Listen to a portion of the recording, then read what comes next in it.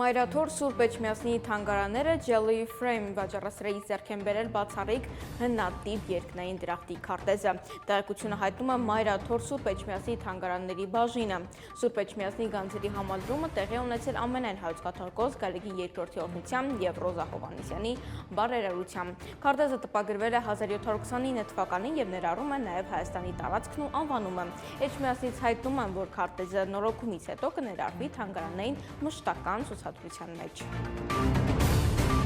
Երևանի ավտոբուս ՓԲ մամուլի խոսնակ Գեղամ Ասատրյանը Facebook-յան էջում անդրադարձել է հանգստյան օրերի մամուլում տարածված տեսանյութին, որտեղ վարորդեղեկին ոչ պատշաճ դիրքով էր։ Ուզում եմ հայտնել հետևյալը. տեսանյութը նկարահանվել է թիվ 23 երթուղին սպասարկող հանրային տրանսպորտում։ Վարորդն այսօր ազատվել է աշխատանքից, գրել է նա։ Փաստաբան Ռոման Երիցյանը Արցախի նախագահ Սամվել Շահրամանյանի անունից դիմել է դատական պաշտպանության ընդդեմ 9-րդ դասարանի Հայաստանի պատմություն դասագրքի հեղինակների, ԿԳՄՍ նախարարության և պատասխանատու այլ անձանց։ Երիցյանը Facebook-ի իր էջում հրապարակել է հայցի և հայցի ապահովման միջնորդության եզրափակիչ մասերի բովանդակությունը։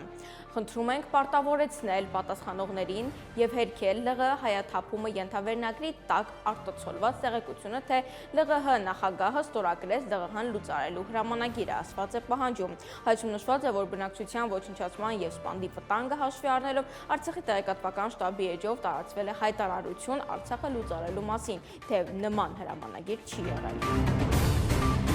Ռուանդական հանրահայտ Մորյոքսքից խմբի երեխաները օրերս հարսնակար համալիրում հանդես են եկել համերգային շոու ծրագրով։ Խմբի ինստագրամյան էջում հրապարակվել է համերգից մի հատված, որտեղ երևում է, թե ինչպես են երեխաները հայկական ազգային տարազախակին պարում։ Ավելի վաղ նրանք արդեն շրջել են Երևանի տեսարժան վայրերով և տեսանյութեր նկարել այդ վայրերից։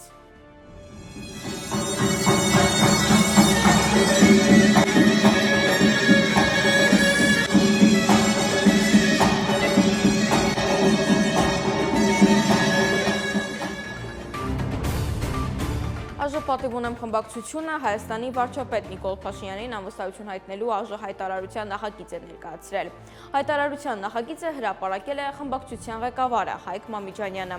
Հայտարարությունը մասնավորապես նշում է, որ Նիկոլ Փաշինյանի ղեկավարած կառավարությունը ոչ միայն չի կատարել իր պարտականությունները, էականորեն շեղվելով իր իսկ ներկայացրած և խորհրդարանական մեծամասնության հավանությանն արժանացած կառավարության ծրագրից, այլև չի կարողացել արդյունավետորեն արձագանքել Հայաստանի Հանրապետության առջև ծառացած մարտահրավերներին։ Խմբակցությունը նաև կոչ է անում բոլորին, ովքեր հավատում են Հայաստանի Հանրապետության ապագային, միավորվել իշխանափոխության այս պահին ամենաիրատեսական եղանակին վարչապետին անվստահություն հայտնելու գործընթացի շուրջ։